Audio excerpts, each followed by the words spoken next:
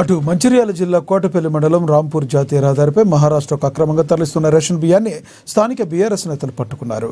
చెన్నూరు నియోజకవర్గంలో రేషన్ బియ్యం అక్రమ రవాణాను మంత్రి వివేక్ వెంకటస్వామి అనుచరులే చేపడుతున్నారని వారు ఆరోపించారు.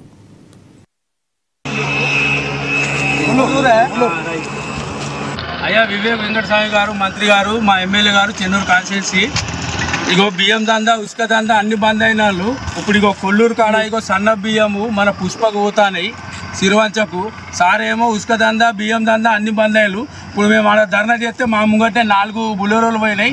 ఇగో 5వ బండిని దొరకబట్టి ఇగో వీడియో 4 బులెరోలు పోయినాయి. ఇప్పుడే ఈ 5వ బండి ఇప్పుడు దొరకబడితే ఇంకా దందా బంద్ అవుతారు. ఇది ఏంటి సార్, ఇది కంట్రోల్ బియ్యం కాదా, ఇది కాదా, ఇంకా మన పర్మిషన్లు ఉన్నాయా, ఏమున్నాయి?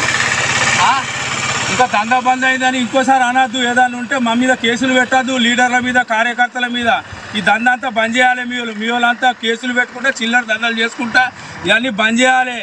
వీళ్ళేమో అక్కడ ఉంటారు, ఇక్కడ మా గోసలు మీకు ఏమేరక. ఈ బియ్యం ఈ కంట్రోల్ బియ్యం కాదా, ఈ సన్న బియ్యం అన్న ఈ కంట్రోల్ బియ్యం కాదా?